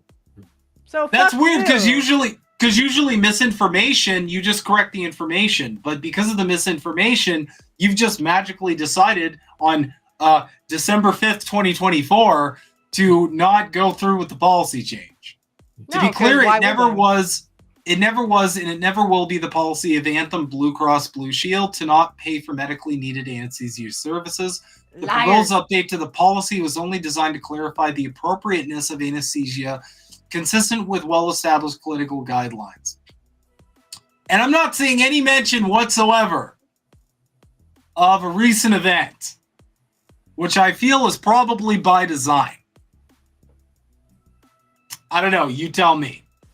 I mean, it's literally like, this is, oh no, we got our hands caught with our pants down. You know, they got their hands stuck in the cookie jar. Oh shit. Did we do that? You know, it's that bullshit. And then they're like, well, we weren't going to do it anyway because fuck poor people. So I'm going to break down basically what the reactions are across the board here. So for people who are celebrating this, as we've covered throughout this stream so far, you understand that, you know, there's a reason why people are celebrating this. And, you know, it's, in my opinion, maybe yours as well, it's 100% justified. Mm-hmm. These companies have more blood on their hands than we can probably count. Well, and shame on the people who aren't. Shame on the people who are like, well, you should be ashamed of yourself. You're thanking, you're cheering on murder. No, honey, I'm cheering on the fact that we need to put these rich motherfuckers on notice. Mm-hmm. This should start happening more.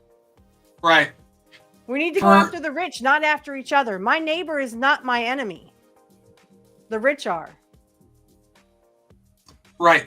And so for the other groups, which are liberals and conservatives, for the liberals, it's very easy. They will always side with capital. They will always side with fascists.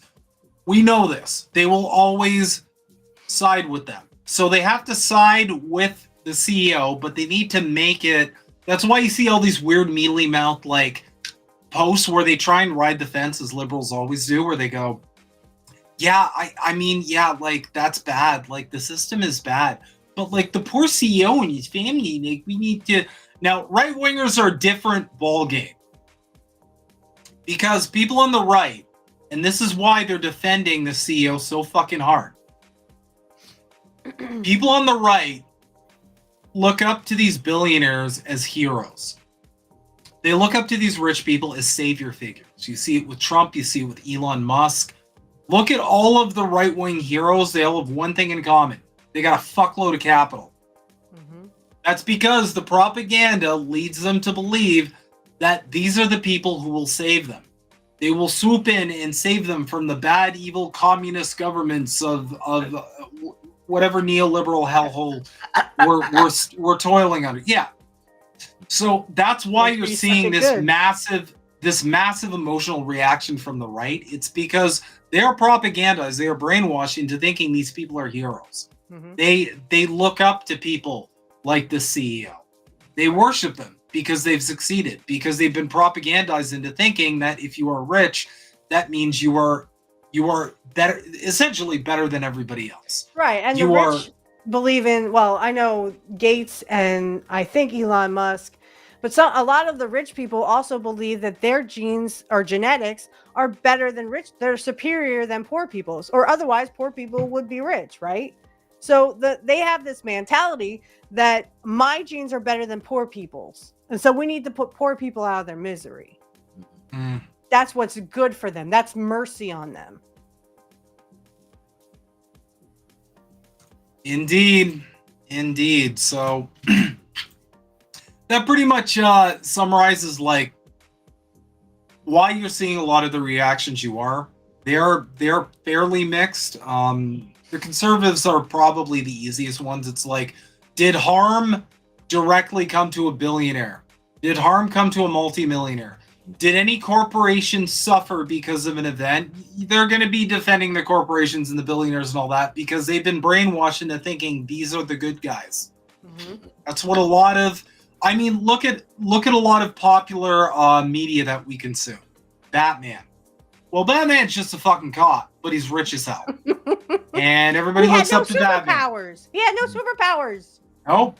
Neither does Iron Man. And everybody looks up to him too. Tony Stark, oh my God, he's amazing. Their superpower is money. Their superpower is capital. That's their only superpower. And I don't think it's by coincidence how heavily these these characters are elevated in film and TV. Well, you know what my So- dad always said about Batman? Well, his superpower is his brain. He was really smart. I said, no, he's really rich. And you get away with shit like that. That's what he said in Justice League. Like, what are your superpowers? I'm rich. Yeah, I'm rich. No, my dad will say that because my dad also consumes Fox News and thinks it's real. So, I mean, but I still love him. You know, he's my dad no matter what. But I keep course. telling him, I said, don't believe the shit that you see on Fox News. Those are rich people trying to talk down to poor people and say, you guys shouldn't have money. You shouldn't have this. I said, when's the last time that Sean Hannity had a poor person on his show? Like, never. When did Jesse Walters ever have a poor person or like a worker in a union on his show? Never. They never will. Well, poor people, you should just give us all your money and all your capital and just let us control your lives. And we should be able to tell you what kind of meat you can and cannot eat. And you should just eat the bugs. No, how about you go fuck yourself? Yeah. And also, not for nothing, but you know, at the end of the day, look at how these people got their money. Batman didn't even work for his fortune. He inherited it. Mom and dad had it. All these people that they worship, like Elon Musk and Donald Trump, their success is essentially, I lucked into having a super rich family, and they gave me money, and that was it. And Americans look up to these fucking people. I was offered a small loan of $1 million. Yeah, what did someone said on Fox News? They were talking to Donald Trump Jr. He said, you know, your dad's always been classified as the white collar worker or the blue collar millionaire. And Jon Stewart goes, that's not a thing. No, Because he was it's right not. at the time. It's not, but the thing is, too, I mean, there's 2 points here. First of all, small loan of $1 million. It was close to $400 million from Fred Trump. Yeah, it was 400. You got like $400 million. Yep. Secondly, this is an exercise as well in how out of touch a lot of people are when it comes to the working class. Let's say it was a small loan of $1 million. Let's say it was just $1 million. Compare that to anybody else who wants to start a business. If you want to start a business, if I want to start a business, think about how much harder it is when you don't have an extra $1 million fucking dollars in capital. Yep. Even if it was $1 million, that's not an own. That's still a massive head start. It's a massive head start. So, for people who are literally just getting by and losing their, I mean, as excuse me, as many people have pointed out, including Jimmy Dore, people can't even afford a $400 emergency. Now tomorrow, if my son needs to go to the emergency room, I may have to pay a couple $100 for a copay, and I can't afford that. So what am I going to do? Not take my son to the emergency room? That's what they want. They want me to, and that's why people are dying, because they don't go to the doctors because they can't fucking afford it, guys. That's what they want, people to literally end up in the ER, and then, oh well, they passed away anyway. Sorry, sucks to be you, but at least I got my $1 million. God. Yep. But I digress. Moving swiftly along. This is a great post from Gen X Girl. Follow them on Twitter if you haven't before. So this is some recent breaking news. 16 days before America is censored. This was posted yesterday. The Israel lobby is pressuring the Senate to pass censorship bills by December 20th. Schumer is trying to sneak these into the defense spending bill, Anti-Semitism Awareness Act, Countering Anti-Semitism Act. AOC's going to vote for that. Of course she is. They all are. Or they will be JFK'd or pushed out of Congress. But of course, you know, Trump, of course, this is all stupid how Trump calls Schumer a Palestinian. Like, look at that bullshit. Bible references are anti-Semitic hate speech. So if you say, wow. So if you say, thou shalt not suffer a witch, a witch, to live, that's somehow anti-Semitic. So if you quote Jesus, it's easier for a camel to go through the eye of a needle than it is a rich person to get into heaven. That's hate speech. You trying to do a countdown like in GTA 6 for the next trailer? Pretty much. That was pretty cool. Never mind. I think it was from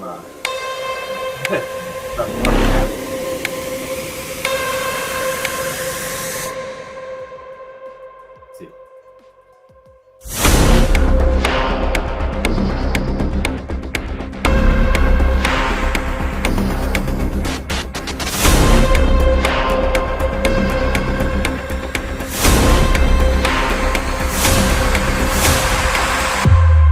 Which part of the Bible? Which part of the Bible is anti-Semitic?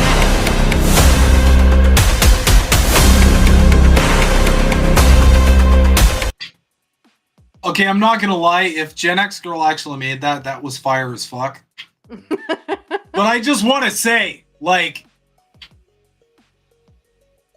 So if we I don't would ever- free Palestine, we'd be kicked out of the country like Trump wants. Pack a lunch, Trump.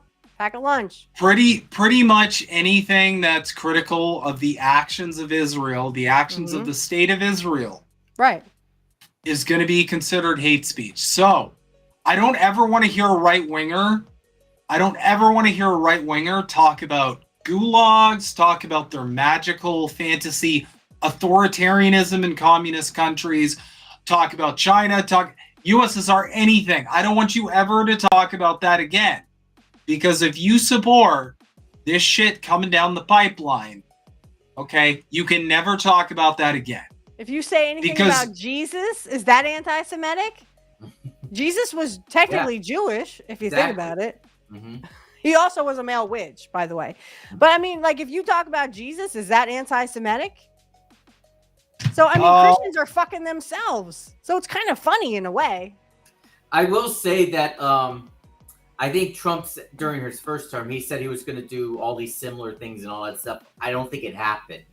So I don't know if he's really going to be able to do that with this. So I think he will, because to be honest, I mean, this is Israel AIPAC. I mean, this is happening. This bill will happen. yeah. So whether Biden passes it or Trump eventually passes it, again, it will happen. Trump is going to expand on it because they're already doing it. The Democrats pushed a bill or passed a bill that if they don't like your protest, they can send in the military to shoot to kill you. So it's Kent State 2.0. Yeah. The military will, instead of the cops shooting you, will be the military shooting you. Mm-hmm. So, and again, this shit is all bipartisan. All of it.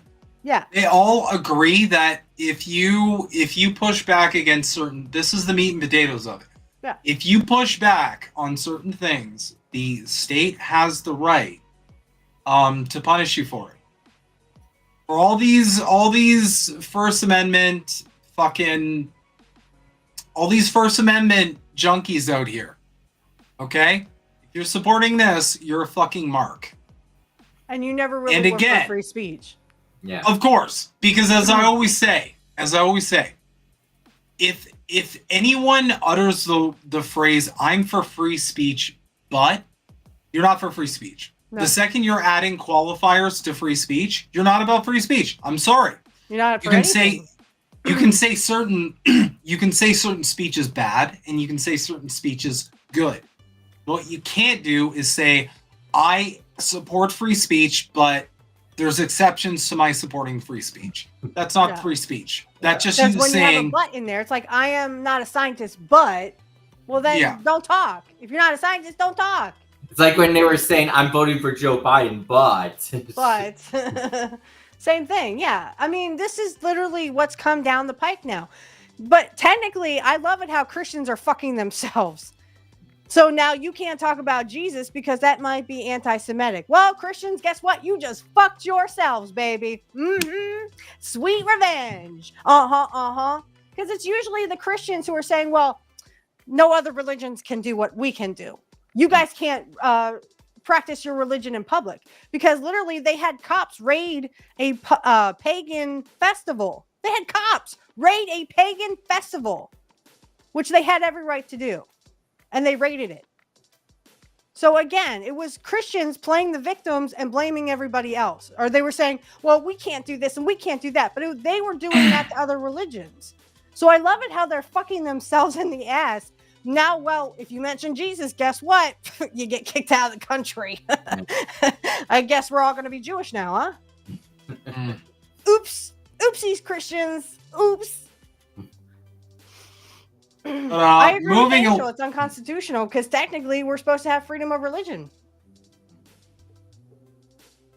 Yeah, I mean, the thing is eventually what they want to do is they essentially want, this is what the establishment wants essentially. And this is bipartisan, doesn't matter what party, they're going to rally behind this. What they essentially want to do is they want to make it punishable, criminalized, essentially. They want to use hate speech as a way to silence any kind of protest against. I mean, who knows? They might take this whole this is like a far reach, but who knows? Maybe they'll start thinking oh, well, maybe we'll make any criticism of billionaires hate speech. That's something that I wouldn't be surprised if they did. To be perfectly honest at this point. Kuklinski used to say, this is a slippery slope. He used to actually say this on his show. Any censorship is literally a slippery slope. Now, what is off limits and what is on limits? So I can say, hey, I love apple pie, but I can't say, well, Palestinians are getting killed by the millions, which is a true fact. But and as many people have said, Jimmy Dore included, free speech is not for those who we agree with. Everything we agree with. It's free speech is for those we don't agree with. Yeah, because here's the thing. Free speech for me, but not for thee, or whatever. Right. Yeah. Mm-hmm. Yeah, because here's the thing. When you limit what someone can talk about, you also limit, it's self-defeating. You limit the ability of people to counter it with better messaging. That's always going to be the case. But regardless, we're going to move along to this week in Dystopia Weekly.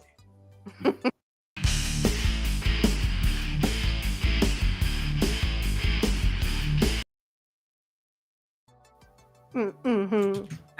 So I'm going to start it off by just saying thank you. I did it all myself. That's because you're a genius. I absolutely did not. A staple. You could have lied, Snow. You could have lied. But Jesus Christ.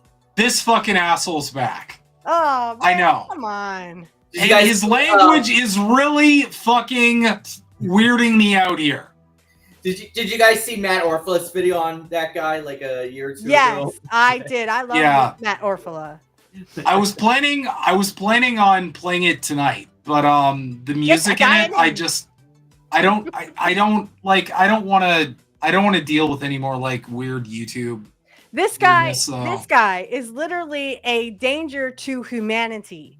Okay, yeah. He was pushing dangerous vaccines. By the way, get yours today. I'm on my 11th booster. This guy is a menace to society, and yet he's walking around scot fucking free. He's like, we're gonna need the second booster shot. Now we're gonna need the third booster shot. Now the fourth. Now the fifth. Now love Matt Orfala. We saw it. It was a good one. But I want to focus. And just to clarify, YouTube, we're not making any vaccine criticisms, okay? Yeah. Fuck. We have to say that? Yeah, we're criticizing the mandates. I'm criticizing I'm criticizing this idiot. So let's listen to what he says here. Here's the reason why we need to care about this stuff, Nicole, is that we have some big picture stuff coming down the pike starting on January 21st. Mr. Bloomberg mentioned H5N1. That I'm really worried about. It's all over wild birds on the western part of the United States and going up in the north. It's getting into the poultry. We're seeing sporadic human cases, no human transmission yet, but that could happen. It's in the cattle, it's in the milk, and that's just the beginning. We have another major coronavirus likely brewing in Asia. We've had SARS in 2002, SARS-2, COVID-19 in 2019. And we know these viruses are jumping from bats to people thousands of times a year. But there's still more. We know that we have a big problem with mosquito-transmitted viruses all along the Gulf Coast, where I am here in Texas. So we're expecting dengue and possibly Zika virus coming back, or a Puche virus, maybe even yellow fever. And there's more. Then we have all this sharp rise in vaccine preventable diseases going up because of, in part, the anti-vaccine activism that's so prominent right now. We have a fivefold rise in pertussis cases, whooping cough over the last year, 15 measles outbreaks this year. We've got polio that's been in the wastewater in New York State. All that's going to come crashing down on January 21st on the Trump administration. We need a really, really good team to be able to handle this. Yeah, look, you did such a fucking good job during COVID, you fucking asshole. Oh, and by the way, all those people in Africa that you fucking did experiments on, I think they'd like to have a conversation with you, Peter Hotez. So this is what I found really weird about that clip. Why is he talking about possible upcoming diseases like he's about to leak releases of games that are coming up? Because it's real fucking weird. COVID-19 was a dry run for what is coming. What is coming is more lockdowns. Poor people, they will lock you in your houses. They saw what China did for COVID-19 and said, we want to do that too. They were locking people in their houses, literally bolting the doors. That's what they want to do here in America. They want you to listen to everything they say. They want you on a digital ID. They want you on a CBDC. They want you eating the bugs, guys. That's why he's saying, it's in the poultry, it's in the milk, because they don't want you to have meat and they don't want you to have dairy. They want you to own nothing, be happy, and eat sea bugs. That's the part that really, and I've been covering this before in Politically Homeless, but that's the part I've noticed extra when it comes to bird flu specifically. They are not even focusing. They don't even mention its lethality. And that's by design, I think. I think it's because they don't care. What they're mentioning is it's in the farms, it's in the cows, it's in the chickens, it's in the milk. Every single bird flu discourse I've seen from any large channel, love you, Johnny, any media channel, it's all just referring to nothing but how this is affecting the meat, the livestock, which is really curious. But again, I find it really weird. I was just talking about viruses like they're coming down the pipes. It's like, my guy, first off, viruses are always coming down the pipes. They never haven't been. Bird flu isn't a new thing. Bird flu has been around for a very long fucking time. So has H1N1. Same thing with coronaviruses. The common cold is a coronavirus. There have been coronaviruses. All of these have existed for a very long time. But he's talking about these coming down the pipes in this weird language that I don't even understand. It's like, are you guys just trying to plan around this? Are we at this level of weird planning where you're just giving the game away? Are you about to this is whoopsie daisy? Are you about to whoopsie daisy another? Or is bird flu going around the livestock and you just want to use that to push vaccines, the bugs, the crickets, the blah blah blah? Yeah, this is pretty much everything. Trust me, bro. Yeah, this is Richinese for we're telling you Richinese. Yeah, this is they're speaking encoded language, but to know the language, you have to speak Richinese. So poor people, be afraid, be very afraid. There's always going to be something coming. You got to get your vaccines. You got to get this. You got to get that. It's like speaking Carney. He's literally speaking Carney. I know a Carney dude when I see one. Trust me. I watch wrestling for a living. I mean, that's what we used to call talking Carney. He's talking Carney, or what they call Richinese, which is another coded language that the rich will literally tell you their plans. They told us about Agenda 2030. You will own nothing. You will be happy, and you will eat sea bugs. Trust them. They are not lying. When Lindsey Graham, and I'll say this real fast because I have to leave at 11 o'clock, but remember everyone when Lindsey Graham said they will fight to the last Ukrainian? Believe him. Believe him. The Ukrainians are dying at a massive rate. And why? Because Lindsey Graham said they will fight this war to the last Ukrainian. That they don't care how many Ukrainians die. They don't care how many people in Gaza die. They don't care. They don't care. They will have every person sacrificed. They are not lying when they say this. When someone tells you who they are, believe them. Believe them. But we're this they was in up. Speaking of, sort of. But that they think we're too stupid to realize that they are telling the truth. They'll think, oh, they're speaking about something else, you know. They're talking about something else. No, they are telling us what their plans, and we are going, whatever. I like fried pretty much here. Biden White House is discussing preemptive pardons for those in Trump's crosshairs, which is interesting because how does that work? President Joe Biden's senior aides are conducting a vigorous internal debate over whether to issue preemptive pardons to a range of current and former public officials who could be targeted with President-elect Donald Trump's return to the White House, according to senior Democrats familiar with the discussions.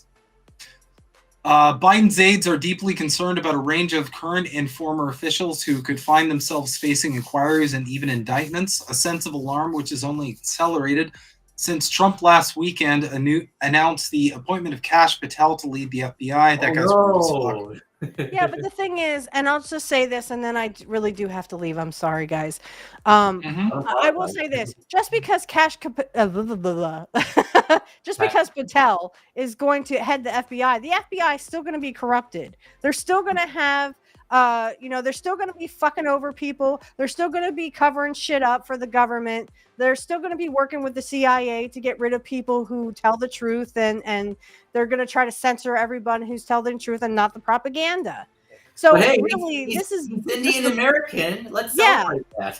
So it's just all propaganda bullshit. Right. So anyway, I really do have to go. I love you all. It's been so much fun, Snow. We got to do this again sometime. For sure. Thanks for joining us, Archie. I'll see you tomorrow, Steph. Hi, little brother. Yeah, I'll see you tomorrow. Hi, Grape. I'm sorry. I have to go. Angel, I'll see you tomorrow if you're still in chat. Love you all. Mwah. Bye-bye. Bye. See ya. All right, so let's see who these people are. Where is it? Oh my god. They offer so much context for, like, they have to create, like, a whole fucking novel. I'm just gonna look for it, because I don't have time for this. There we go. Those who could face exposure include such members of Congress as January 6th committee as Senator-elect Adam Schiff and former GOP rep Liz Cheney of Wyoming. Trump has previously said Cheney should go to jail along with the rest of the Unselect committee. Right, just like lock her up with Hillary, right? Yeah. This is the curious one.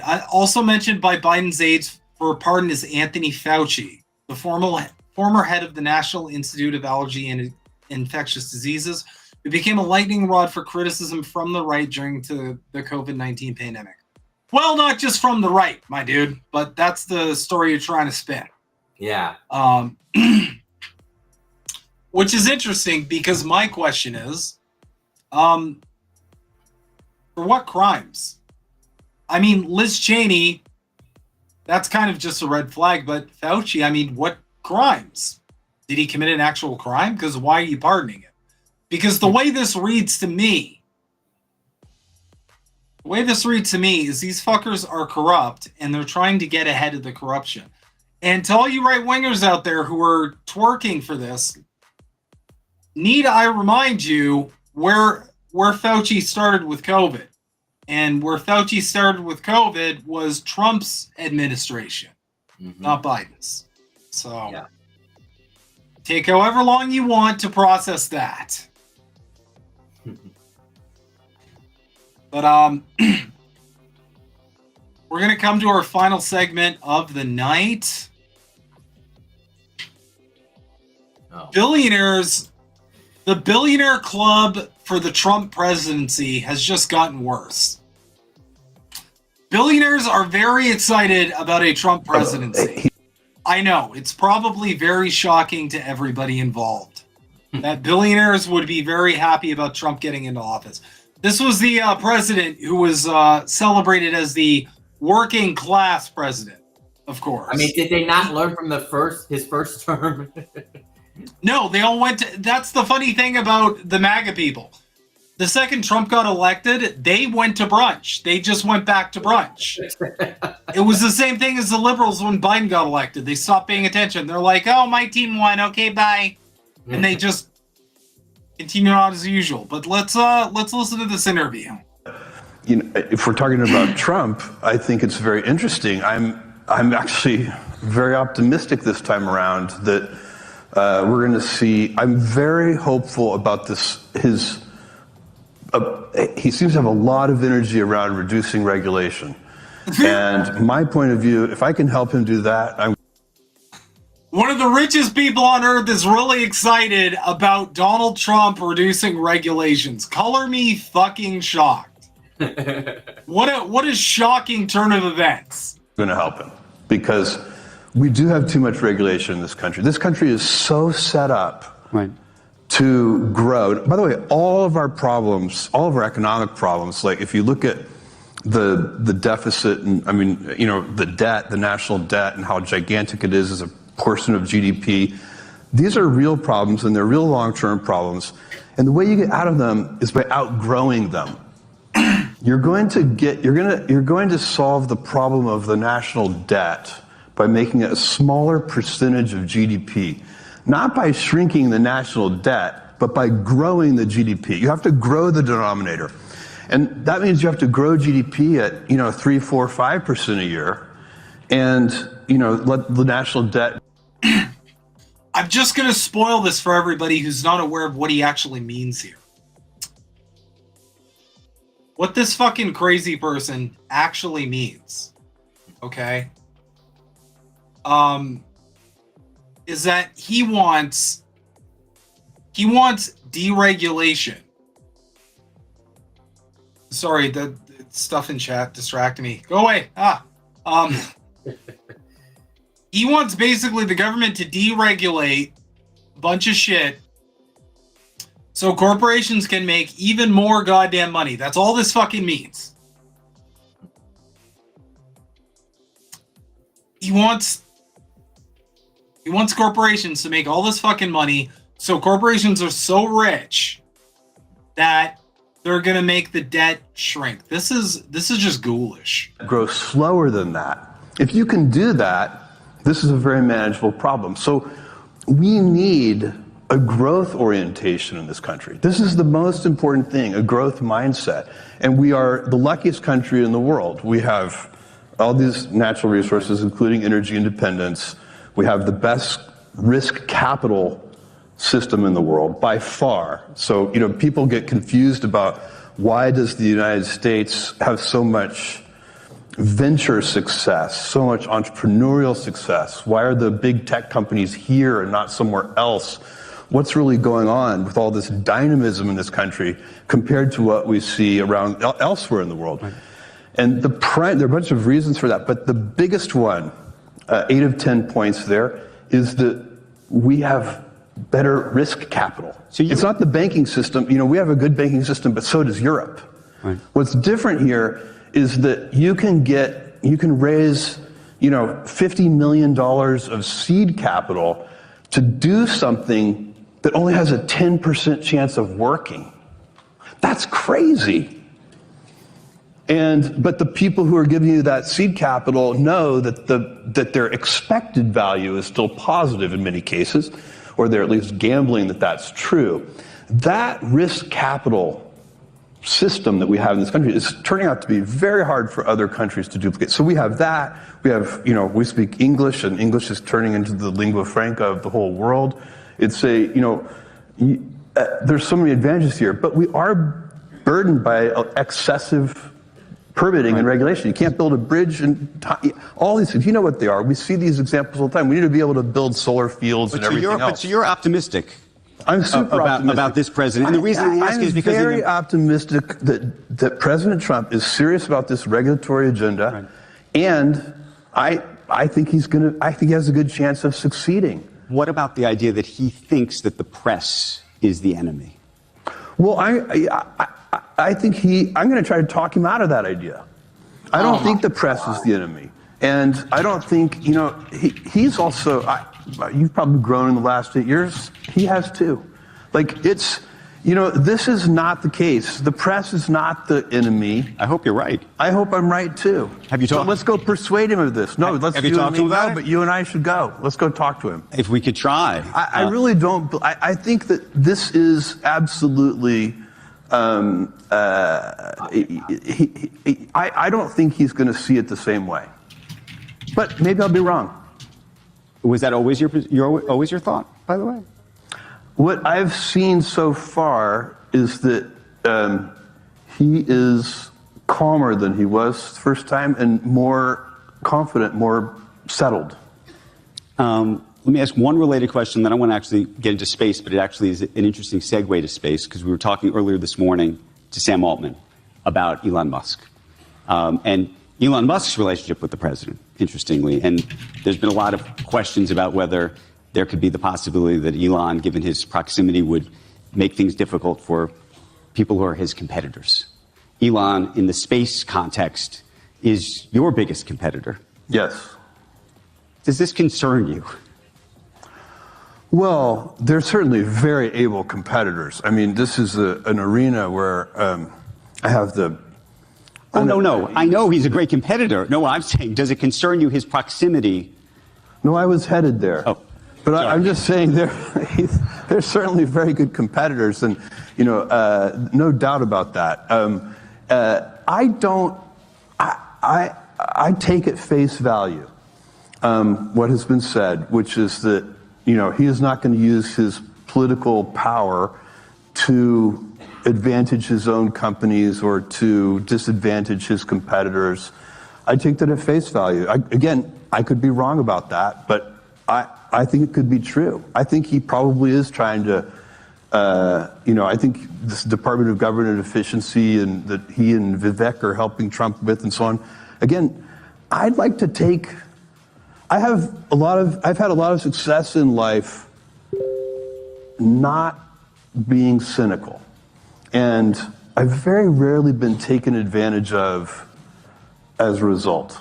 It's happened a couple of times, but not very often. And I think that cynicism, why be cynical about that? Let's go into it hoping that the statements that have been made are correct, that this is going to be done, above board in the public interest. And if that turns out to be naive, well, then we'll see. But I actually think it's going to be great. I'm hoping.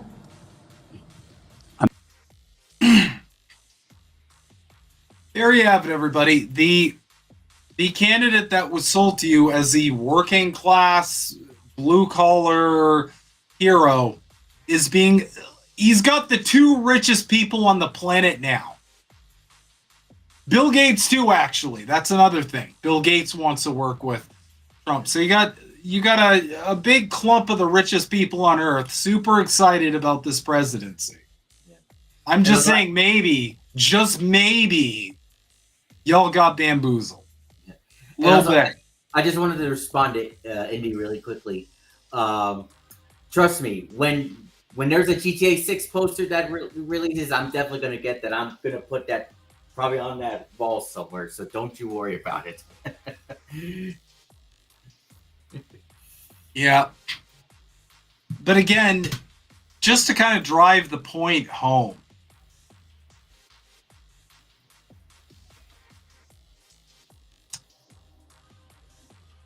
oh, wait, wrong one. My bad. So this is the Department of Government Efficiency. Drive the point home about deregulation.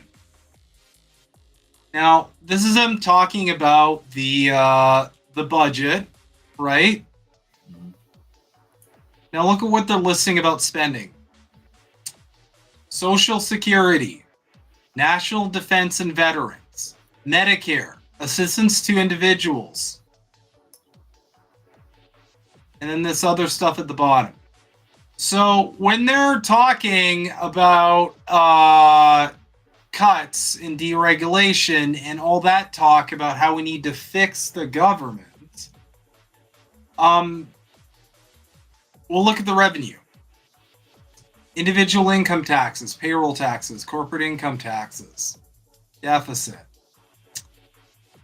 So I'm pretty sure you can kind of fill in the blanks here of what they're planning on doing. They're probably going to cut from social safety nets. They're probably going to deregulate a bunch of stuff that increases this side of it. That's going to be my guess. We don't know as of this moment, but I like how they're trying to already set the expectation that part of the problem is social safety nets. That's really cool. I love that. It's real fun and neato.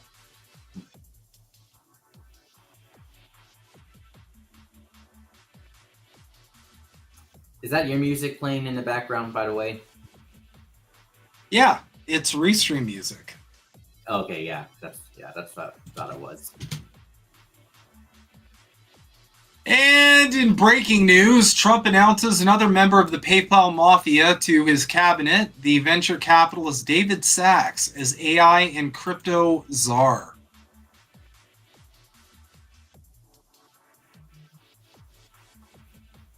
Yeah, thank you, Indy. I gotta get me one of those Snow Himbo tank tops. I am pleased to announce that David O. Sachs will be the White House AI and crypto czar. Which again, why is there this whole obsession with AI and crypto from Trump is, well, it's pretty much what you can expect. Mm-hmm. In this important role, David will guide policy for the administration in artificial intelligence and cryptocurrency, two areas critical to the future of American competitiveness. David will focus on making America the clear global leader in both areas. I bet you will. He will safeguard free speech online and steer us away from big tech bias and censorship. Will he, though? Will he? He'll work on a legal framework so that the crypto industry has the clarity it has been asking for and can thrive in the U.S. David will also lead the Presidential Council of Advisors for Science and Technology.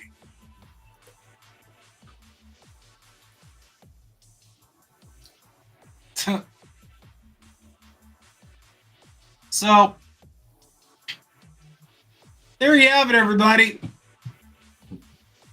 The predator class, also known as the capitalist class, cannot be happier that Donald Trump's going to come in and fix everything and drain the swamp and beat the establishment and all the other feel-good fairy tales that are, injected into the MAGA brain.